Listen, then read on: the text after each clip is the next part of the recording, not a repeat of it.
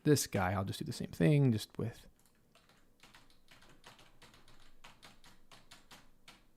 Let's grab the double basses. And they're just going to be doing octave doubles anyway, which I think is what he intended.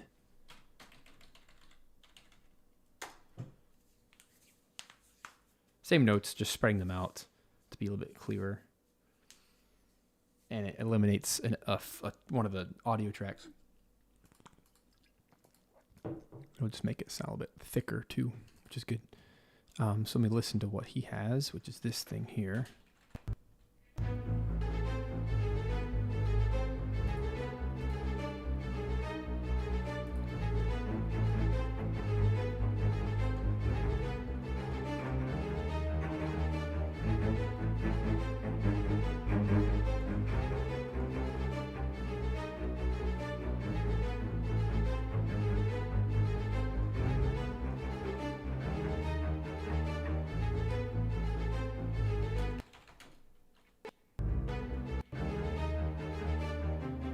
Cool, that's a very easy fix.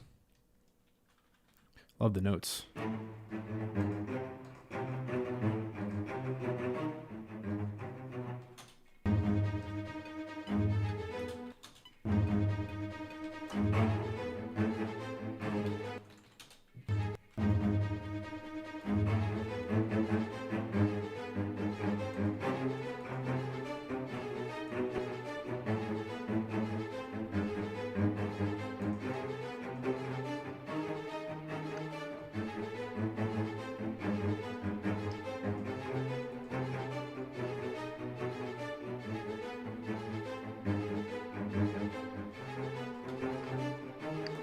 One more time.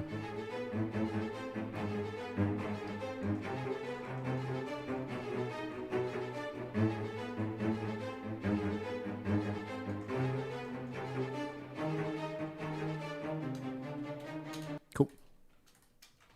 All 16ths. Actually, those could be eighth notes.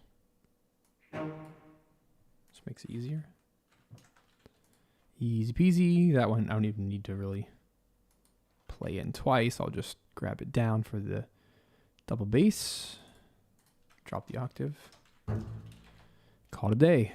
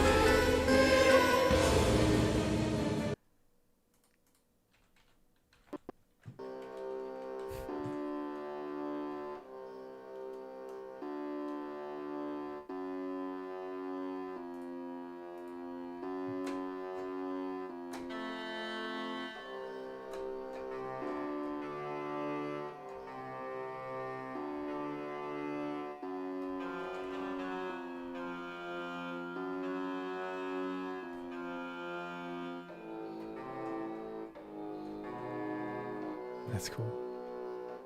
I like that line, but it's unnatural. Let me find that hurdy-gurdy line from the MIDI.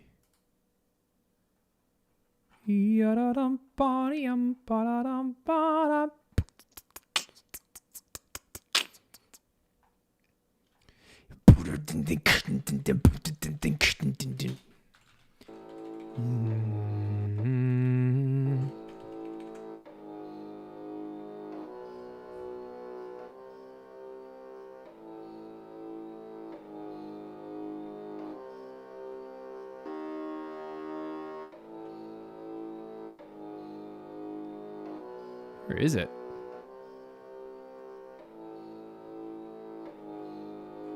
Jeez.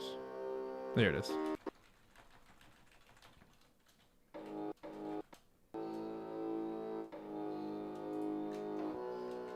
All right, so that's why I'm not using MIDI. There's just too much of it.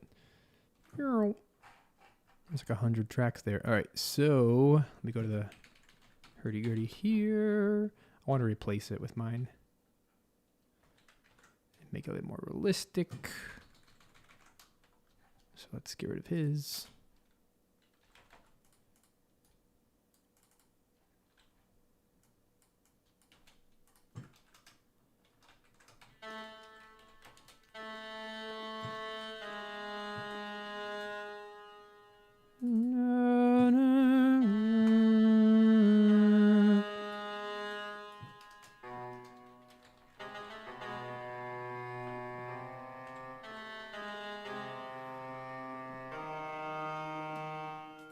Cool.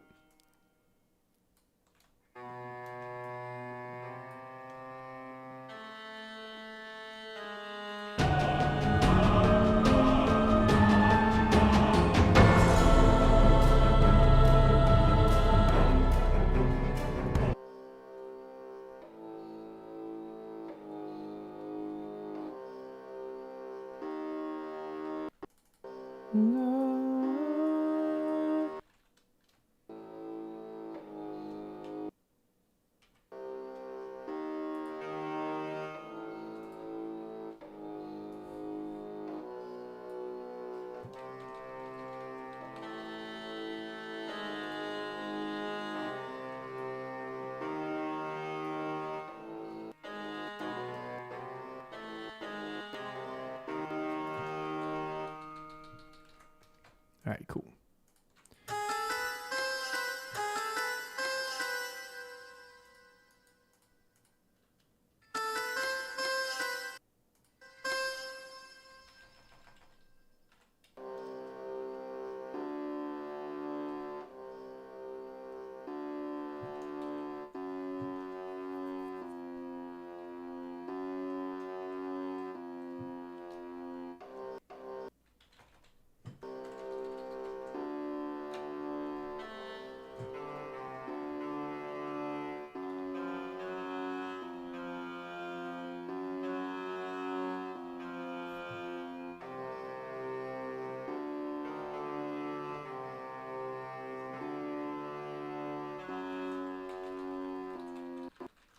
Cool.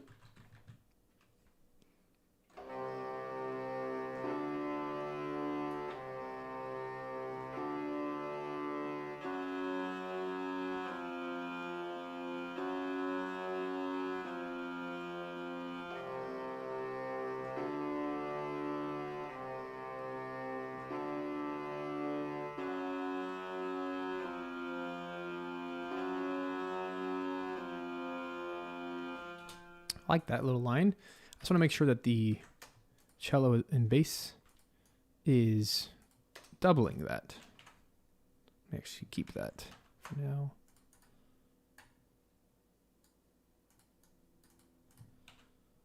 So this little line.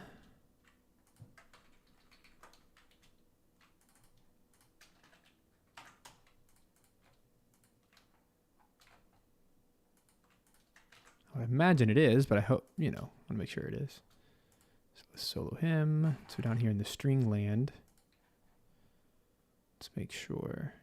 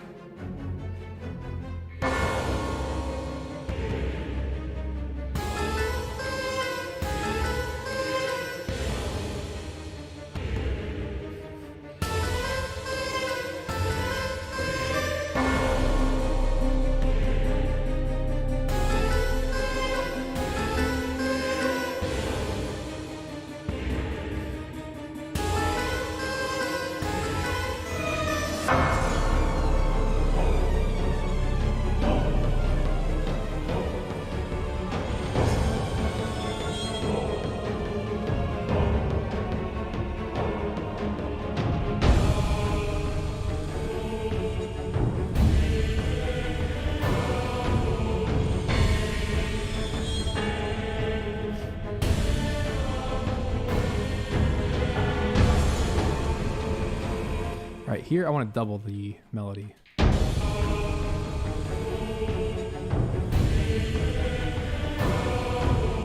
No.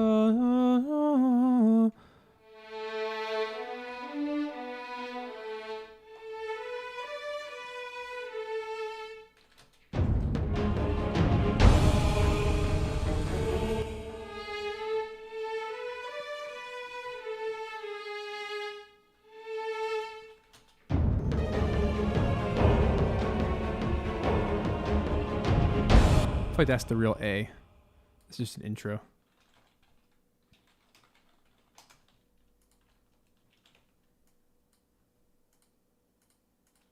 No, no, no, no, no, no, no, no. No.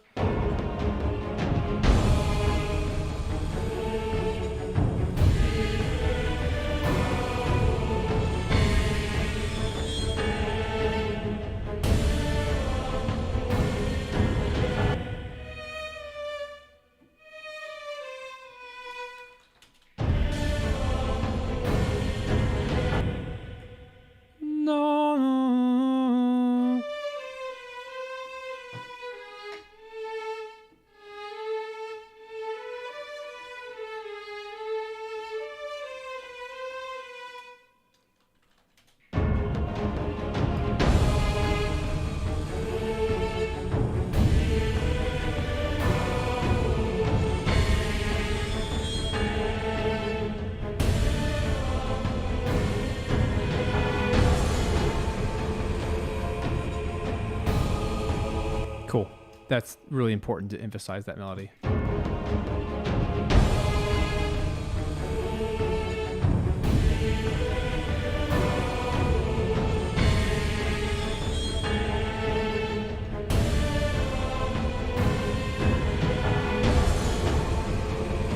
Cool. Let's double that.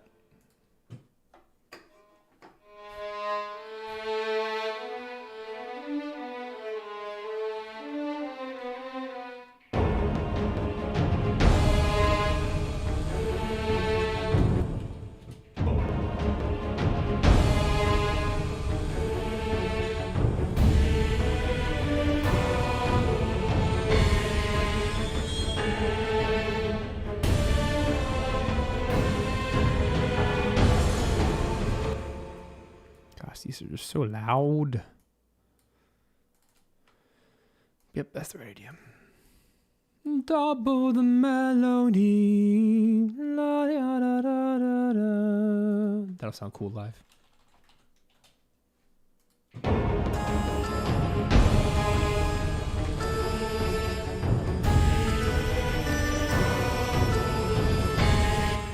Yep.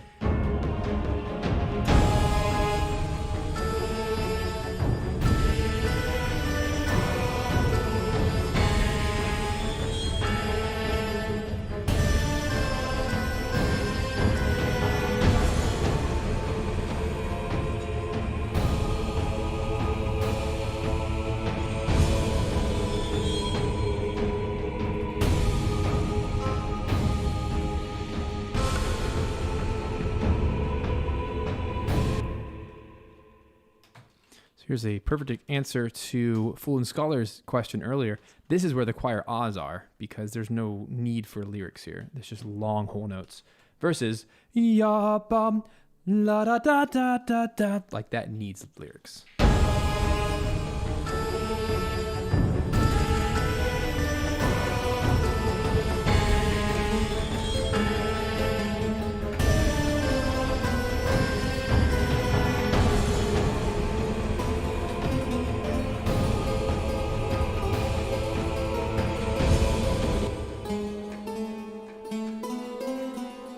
Also a great opportunity to tremolo some hammer dulcimer.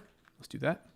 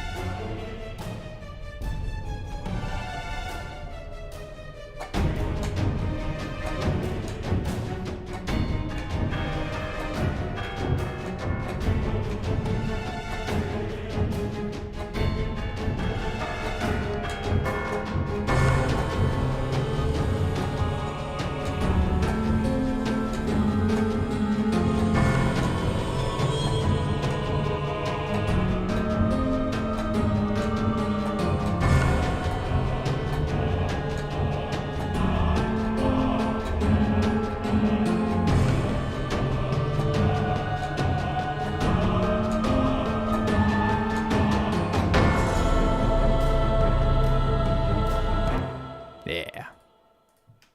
Now we're getting there. Adding some energy.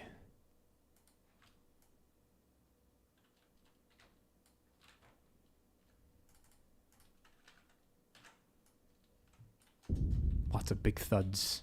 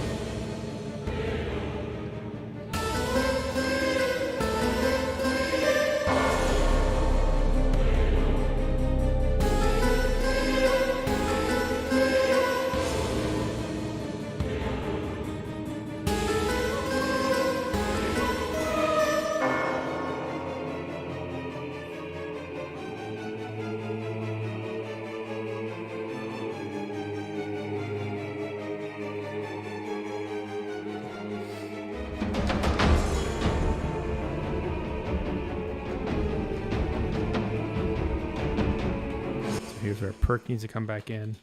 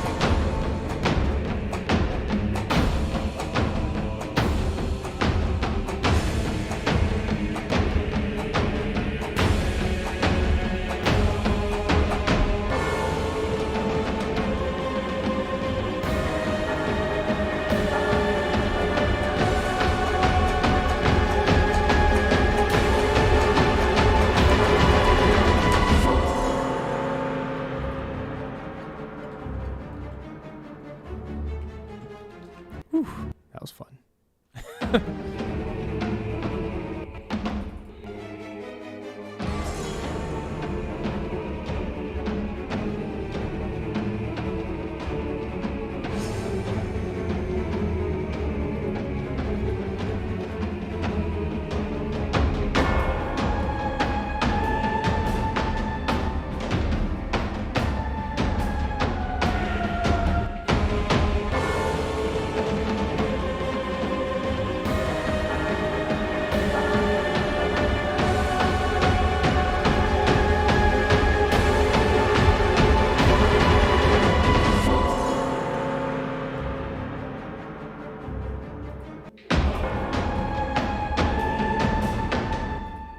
This is like the big rise right here.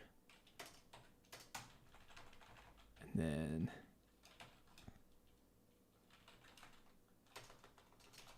I'll call it the calm. Yeah, that percussion face.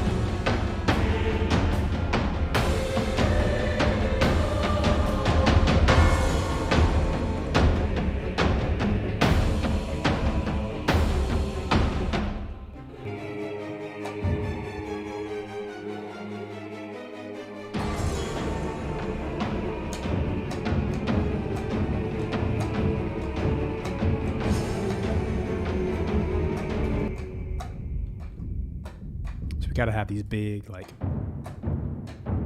to help build the pace.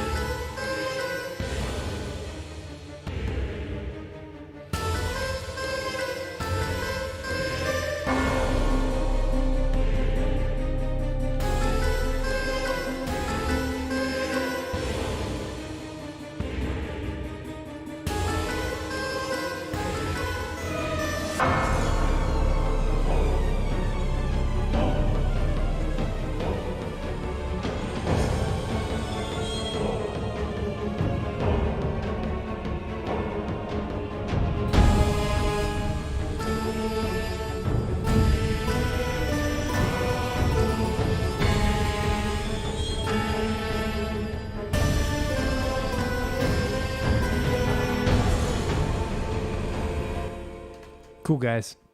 We're almost done. The next step after this will be sheet music, which I'm not going to painfully show you that process. I've shown it before. It takes a long time. But I am just about to have exactly what I need to be done. It looks like here...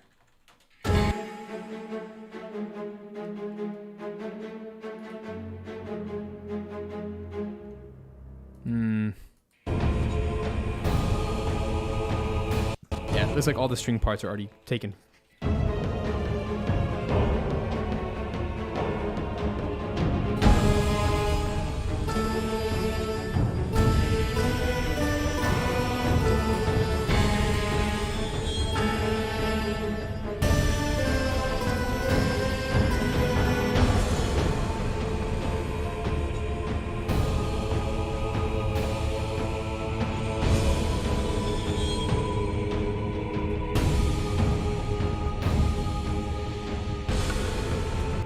Cool. All right, guys. I'm done for today. Really, I solved what I needed to solve, which was make sure that all the strings have parts that work. So I erased some. I know I said I was going to do like an addition process and then a removal, but really I did a little bit of the removing as I went along. It needed mostly more things, not less things, to kind of beef it up. Obviously, reverb makes a big difference. Adding percussion adds a lot of depth to it. But this also shows and proves that the choir writing is stellar. This is really good choir writing. So I'm going to make a push that we record with the choir first, to be honest. That way we have that as like a staple of the track and any of the other tracks we do for this Darklands section of the game. And that way we can more or less write the strings around it because I think it's very strong. And I think that's going to be a good starting point. And from there, I'll make sure all the parts have equal footing. And from here, really the next step is for me to get this approved by both the original composer, Brandon Boone, and the development team, Full and Scholar Productions. And then from there, we'll turn this into real parts and get it recorded and stuff. But I'm really happy with it. I don't want to over orchestrate here because it was already in a pretty good shape. From here, it's just making sure that the percussion it's much more tamed down and has its little spot. Because percussion is a big part of this, and that will not be live. It's all going to be digital, just like this. So from here, it's just making sure like the little hammer dulcimer parts, the hurdy-gurdy parts, I added a few of those. And as you can see, I didn't add a lot. I just doubled stuff. So all the gray is what I added. And I guess down here as well, I added these two as well here at the bottom. Just those two tracks. So it's like not a lot of extra because he has some good melody content here. And it was just kind of nice to find where my sections are and the general mood because you don't want to have high energy all the time. There has to be times without percussion. So we'll make sure that we get all that right in the mixing process. But yeah, we have all the notes that we need and we're good to go. So I'm going to, let's end it here. I'll play out the final track. I hope you guys have a wonderful day. And I'll see you again on Thursday for the proper real time of the live composing show. And I'm excited about that one. So don't miss it. It's going to be fun. So guys, I will see you guys later. Have a good day. Happy Tuesday. It was nice to crash the party on a Tuesday. This is cool. So take care. Let's play it out. This is The Unborn by Brandon Boone, orchestrated by yours truly, soon to be recorded by Live Humans and part of the Realm Weaver Tactics soundtrack. So enjoy. Here we go.